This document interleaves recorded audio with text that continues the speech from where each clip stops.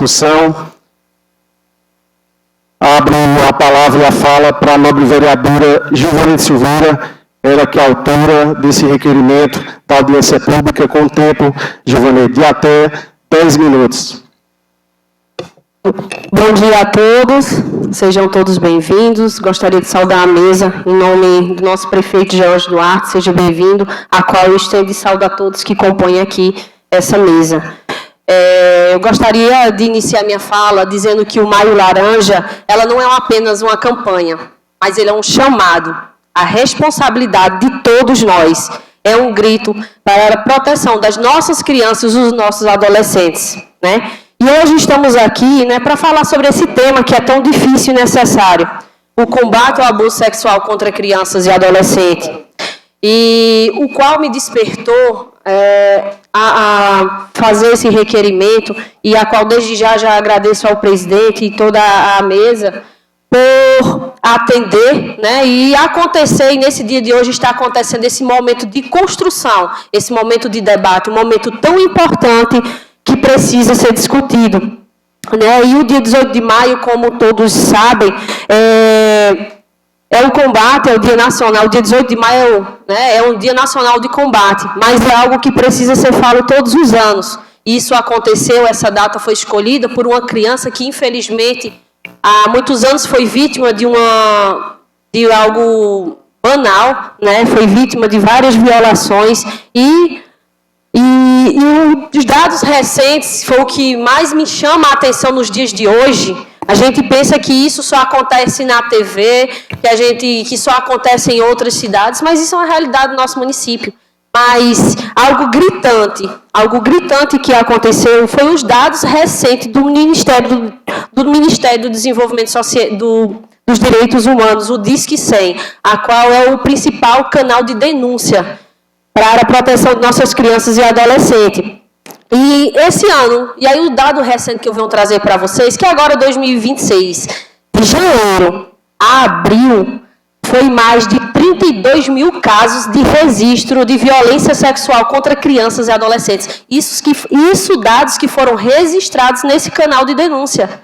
Isso representa, gente, um aumento de quase 50% referente ao mesmo período do ano passado. Isso é alarmante.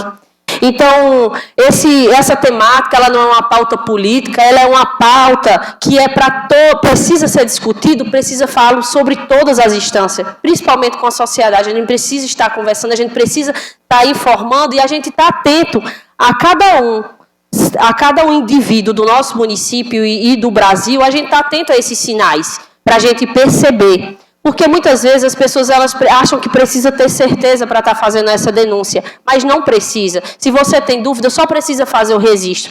Deixa que as autoridades, as pessoas, né, os responsáveis, os profissionais, eles fazem essa investigação, né? Então, e quando olhamos para esses números, precisamos entender uma coisa: elas representam apenas os casos denunciados. E quanto mais ainda permanece anônimo.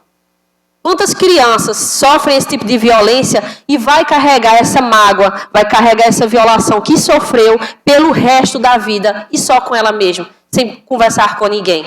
São dados também, são os dados que acontecem de crianças que são vítimas de violência, que um pai, um irmão, ninguém percebeu. E essa criança, ela carregou essa violência pelo resto da vida. Então, muitas vezes, o agressor não é um estranho, está dentro de casa.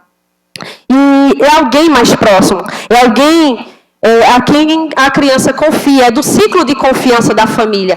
E por isso que precisa ser discutido, porque justamente o agressor está dentro do convívio dessa criança. Né? Então, precisamos, né, saber identificar os sinais, as mudanças repetidas dos comportamentos, o isolamento, o medo excessivo, a queda no rendimento escolar, a tristeza constante, o silêncio comum. Então, todas as crianças, elas merecem ser seguras, cercadas de amor, proteção e dignidade. E uma frase que eu carrego é que, quando a gente não denuncia, a gente está fortalecendo o agressor.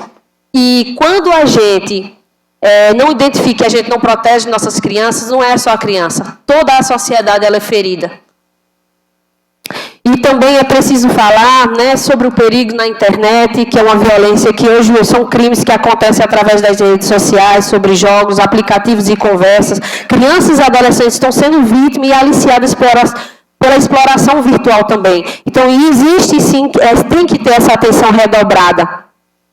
E, como vereador, eu afirmo sim o meu compromisso, né, com políticas públicas que venham fortalecer a rede de proteção no nosso município, e precisamos, né, investir, né, em campanhas preventivas. Então, esse momento, essa audiência, ela é um momento, justamente um espaço, para que a gente possa estar dialogando, assim como tem representantes aqui da educação, da saúde, de todas as secretarias, da sociedade civil, estudantes e adolescentes também, que inclusive tem um aqui representando, né, todos os adolescentes do nosso município. Então, esse aqui é um espaço de escuta, de discussão e, principalmente, de construção. Então, sejam todos bem-vindos e vamos aí para as discussões. Muito obrigada.